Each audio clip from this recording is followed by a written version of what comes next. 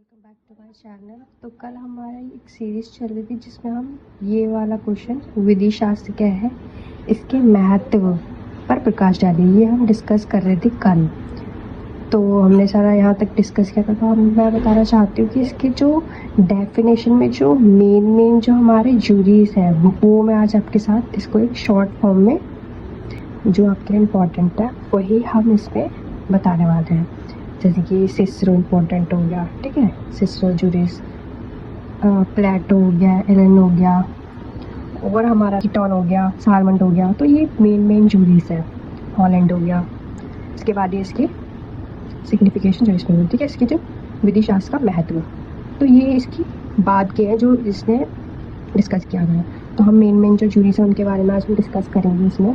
तो स्टार्ट करते हैं हम हमारे सिसरो से। तो सिसरो ने जो डेफिनेशन दी है वो दी है कि प्रसिद्ध दार्शनिक सिसरो के अनुसार विधि शास्त्र विधि के ज्ञान का दार्शनिक पहलू है। ठीक है, सिसरो ने ये कहा है विधि शास्त्र को लेकर, और प्लेटो ने कहा विधि शास्त्र विधि से संबंधित अध्ययन है। ठीक है, और एलन के अनुसार विधि शास्त्र विधि के मुख्य सिद्धांतों का वैज्ञानिक संश्लेषण है। ठीक है, तो ये हमारे एलन ने कहा। और कीटोन के हिसाब से, कीटोन के अनुसार विधि शास्त्र मात्र विधि के असामान्य सिद्धांतों का ज्ञान है।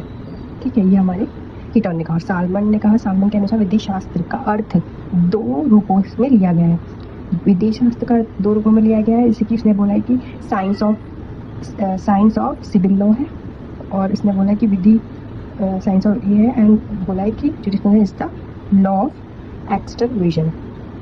ठीक है, ये हमारे सालमंड ने कहा गया है। सालमंड के अनुसार दो में उसने बोला। हॉलैंड के अनुसार प्रारंभिक विज्ञान है, यानी कि jurisprudence is the formal science of positive law, ये हॉलैंड के अनुसार कहा गया। और ये इसका पूरा कंक्लूजन है, जो पूरा इसका निचोड़ है ये इसमें किया गया है। और विधि शास्त्र का महत्व ये इसमें डिस्कस किया गया है, इसका क्या क्या महत्व है।